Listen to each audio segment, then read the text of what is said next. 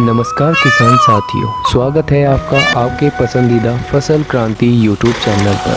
कृषि की अधिक जानकारी के लिए हमारे चैनल को आज ही सब्सक्राइब करें तथा बेल आइकन दबाना ना भूलें ताकि आपको कृषि की जानकारी मिलती रहे। मेरा नाम डॉक्टर सरिता जोशी।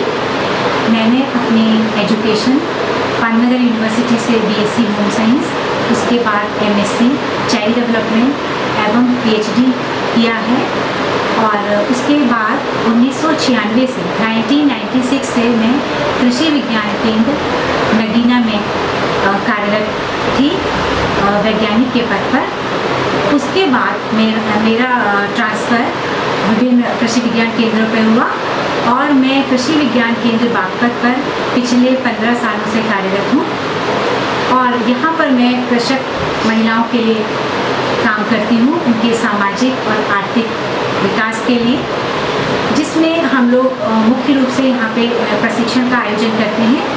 प्रशिक्षण में केंद्र पर, कृषि विज्ञान केंद्र पर तथा गांव में जाकर प्रशिक्षण आयोजित करते हैं। प्रशिक्षण के जो मुख्य बिंदु होते हैं, जिन्हें हम थर्स्ट एरिया कह सकते हैं, वह पोषण का एस्पेक्ट है। पोषण के अलावा हम लोग महिलाओं की ड्रेजरी रिडक्शन, जोखिम का दूर करना, उस पर भी कार्य करते हैं, क्योंकि जिला बागपत में, पश्चिमी उत्तर प्रदेश में जिला बागपत में जो महिलाएं हैं वो कृषि कार्यों के साथ जुड़ी हुई हैं। जैसे उदाहरण के तौर पर गन्ना की खेती में लगभग 90% काम महिलाओं द्वारा संपादित किया जाता है। इससे पहले मैं ये बताना चाहूँगी कि हम पोषण के एस्पेक्ट पे किन तरीके से कार्य करते हैं। भोजन, जो कि स्वस्थ रहने के लिए बहुत आवश्यक है। महिलाएं, स्पेशली कृषक महिलाएं और कृषक भाई, जो कि हम सभी के लिए अनाज उत्पादन करते हैं, परंतु स्वयं ही कुपोषण का शिकार हो जाते हैं। ये नहीं कि यहाँ पे किसी तरीके की अनाज की कमी है। पश्चिमी उत्तर प्रदेश तो और भी धन्य है, सब कुछ उनके पास है, उनके घरों में है, लेकिन उनको जानकारी का अभाव है, जागरूकता का अभाव के कारण कुपोषण की स्थिति उत्पन्न होती है। तो इसके चलते हम लोग केंद्र पर पोषण से संबंधित प्रशिक्षण, जैसे संतुलित आहार क्या होता है, भोजन में कौन से पोषक तत्व पाए जाते हैं, जैसे कार्बोहाइड्रेट, वसा, प्रोटीन, खनिज लवण, विटामिन एवं जल, इनका हमारे शरीर में क्या कार्य है, इनकी संस्कृत मात्राएं, ताकि हमारे कृषक बंधु इनका पूरी तरीके से सेवन करके, यानी कि संतुलित भोजन लेकर स्वस्थ रहें और अपने कार्य को अच्छी तरीके से करें। इसका डिटेल में हम लोग प्रशिक्षण देते हैं। ये मैंने थोड़ा सा उदाहरण दिया है। इसके साथ ही साथ पोषण को अच्छा बनाने के लिए हम लोग प्रदर्शन का आयोजन करते हैं। प्रदर्शन में गृह वाटिका का प्रदर्शन महिलाओं के लिए मुख्य बिंदु रहता है। उसमें रबी, खरीफ और जायद तीनों सीजन की फसलों के उत्पादन पे जोर दिया जाता है। न कि सिर्फ जैसे महिलाएं अपनी जो लोकल प्रैक्टिस करती हैं कि लौकी की, तुरई की बेल डाल दी, बस इतना ही हो गया, या कभी थोड़ा बहुत पालक लगा लिया, लेकिन हम उन्हें ये बताते हैं कि हमें रबी, खरीफ और जायद तीनों सीज़न में, जैसे रबी का है टमाटर, गोभी, गाजर, शलजम, पालक, सभी सब्जियां लेनी चाहिए। जायद की लौकी, कद्दू, खीरा, भिंडी इत्यादि, बैगन, सभी, ताकि हमारी पोषण की आवश्यकताएं पूरी हो जाए, साथ ही साथ हम निरोग रहें, क्योंकि फल सब्जियों में ऐसे विटामिन और खनिज लवण पाए जाते हैं जो कि हमें स्वस्थ रखते हैं और कैंसर जैसी भयानक बीमारियों से भी बचाते हैं।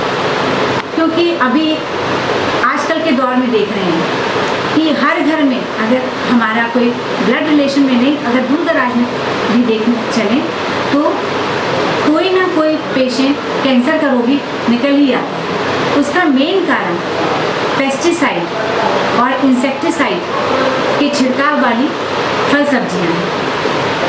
अगर हम अपने घर में किचन गार्डन उगाते हैं तो हम कैंसर जैसी भयंकर बीमारियों से बच सकते हैं। तो ये चीज़ हम महिलाओं को किचन गार्डन यानी कि गृह वाटिका, या इसको आजकल पोषण वाटिका, खाद्य सुरक्षा हेतु पोषण वाटिका के नाम से इस विषय पर प्रदर्शन का आयोजन करते हैं। हमारे सेंटर से उनको बीज प्रदान किया जाता है, बीज के, जिससे वो लोग मोटिवेट होती हैं। अपने घर के आगे या पीछे जो भी खाली जगह होती है उसमें वो गृह वाटिका बनाती हैं, और साथ में प्रच्छेद दिवस भी आयोजित करते हैं ताकि अगल बगल की महिलाएं या पास के गांव वाले आते जाते देखें तो वो भी इसे देख के प्रोत्साहित होते हैं और मोटिवेट होते हैं अपने घर में सेम तरीके की गृह वाटिका बनाने के लिए। तो इस तरीके से वह निरोग रह सकते हैं और स्वस्थ रह सकते हैं। इसके बाद मैं थोड़ा सा ही बताना चाहूँगी, जैसे मैंने अभी पहले बताया था, जोखिमता कम करना यानी ड्रजरी रिडक्शन, इस पे भी मैं कार्य कर रही हूँ, क्योंकि ये हमारे यहाँ एक ऑन फार्म ट्रायल प्रच्छेद परीक्षण का एक कंपोनेंट है। इसमें जो महिलाएं, जैसे मैंने आपको बताया, गन्ना छोल में काम में लगी हुई हैं, तो वो 5, 6, 7 घंटा एक ही पॉस्चर में गन्ना छीलने से हाथ में थकावट होती है, खड़े रहने से पैरों में दर्द होता है, कमर में दर्द होता है।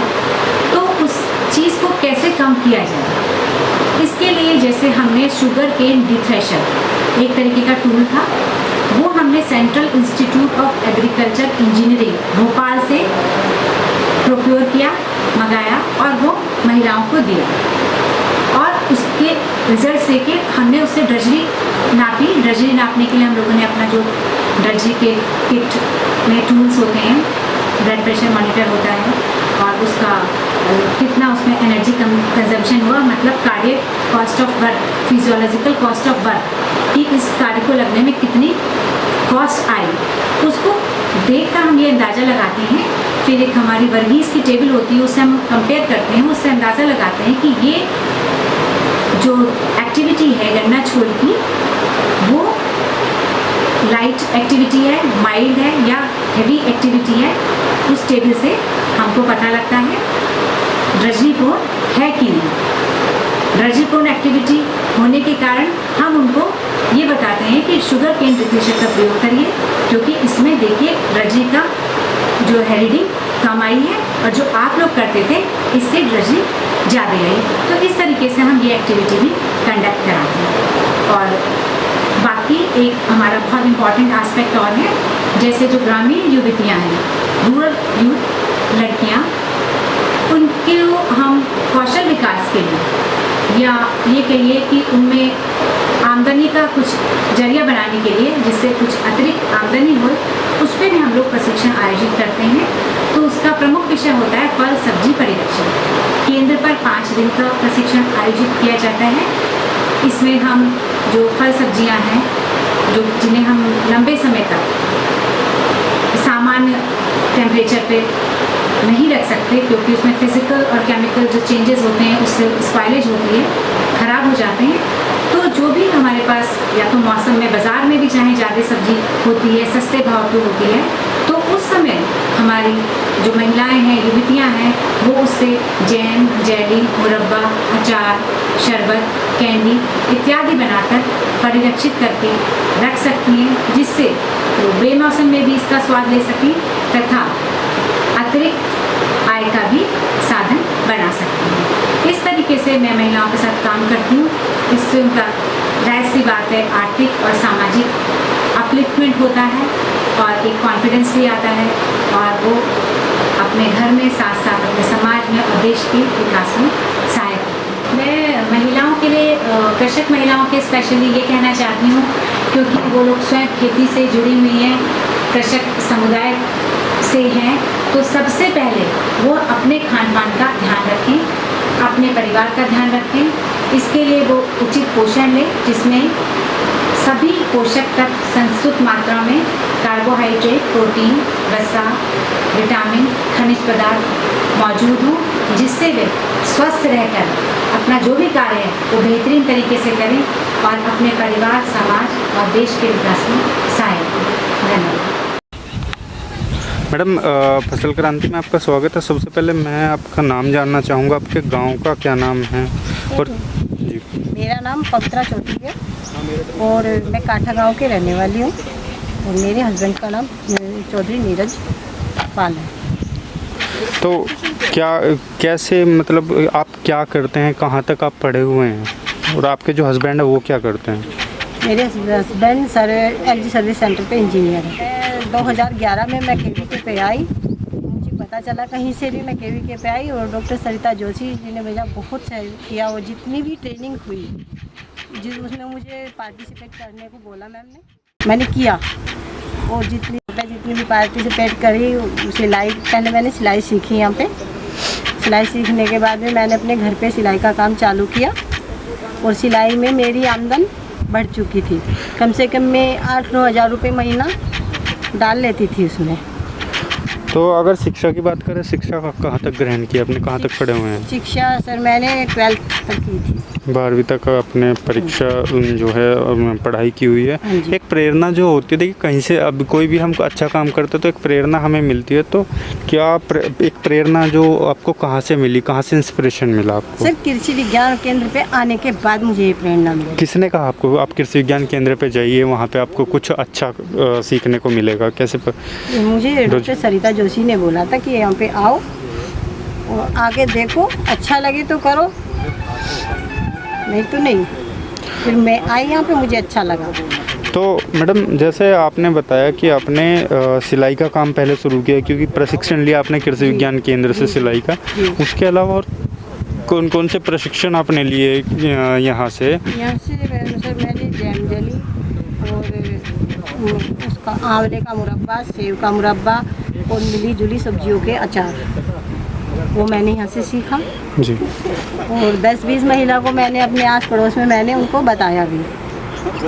तो जैसे आपने कई चीज़ों की यहाँ से ट्रेनिंग ली, प्रशिक्षण लिया, उसके बाद से आपने सिलाई का काम शुरू किया और उसके अलावा और क्या क्या काम किया आपने?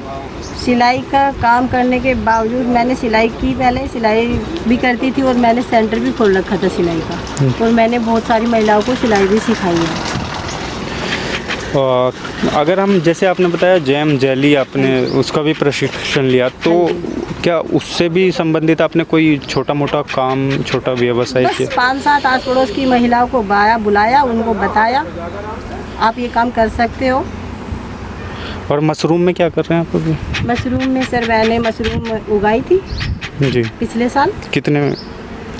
4-5 पॉली बैग थे पिछले साल, तो अब की बार में 20-25 पॉली बैग लगाऊंगी। अगर हम आमदन की बात करें, क्योंकि एक रहने के लिए बड़ा मुश्किल होता है कि जो है अपने घर के कामों के साथ साथ दूसरे कामों को भी करके थोड़ी आय अर्जित करना जी। तो कितना आय अभी आपको इन सब चीज़ों से मिल जाता है? और अभी तो मुझे ज़्यादा नहीं, 6-7 हज़ार रुपये तक ही पड़ रहा है। अभी तो थोड़ा छोटे लेवल पे काम है। अब आगे मैं बड़ा मशरूम का बड़ा लेवल बनाऊंगी जी और फिर मेरा आय भी बढ़ जाएगा।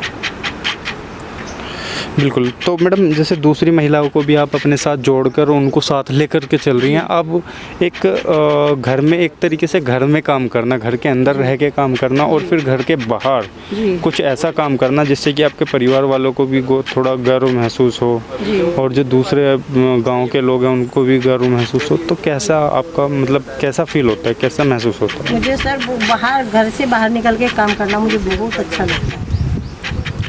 युवाओं को क्या मैसेज, जो युवा महिला हैं हमारी और जो महिला और भी हैं हमारी महिलाएं, उनको क्या कहना चाहेंगे आप? मैं उन्हें ये कहूँगी, बहनों घर का काम करने के बावजूद बाहर भी निकलो, घर से निकलो, कुछ सीखो, और अपना रोजगार बढ़ाओ। अच्छा, एक चुनौती देखिए, चुनौती हर किसी के सामने आती है। एक महिला के लिए बड़ा मुश्किल होता है घर से बाहर निकल के अकेले जाना और चीज़ों को सीखना, फिर उसको अडॉप्ट करना, उसको मतलब चीज़ को अपने व्यवहार में लेके आना। तो कहीं ना कहीं घर वालों के लिए भी मुश्किल होता है शादी के बाद कि अगर वो अपने घर की बहू को बाहर भेजें। जी तो इस तरीके की चुनौती आपके सामने आई क्या? जी, आई कुछ दिन, लेकिन अब कभी नहीं आती, अच्छा, क्योंकि वो पता है मुझे, मैं निकल के जाऊंगी तो जाऊंगी, घर वाले मुझे कोई कुछ नहीं बोलता, और 2-4 लेडीज़ महिला और मेरे साथ निकल जाती हैं घर से। तो जो आपके घर वाले हैं, परिवार वाले हैं, वो आपको प्रोत्साहित करते हैं? प्रोत्साहित करते हैं। मेरे हस्बैंड कभी भी मुझे रोकते नहीं कहीं से भी। जी। अकेली जाऊँ, 2 की गैल जाऊँ, 4 के साथ जाऊँ, तो कोई दिक्कत नहीं, कोई परेशानी नहीं।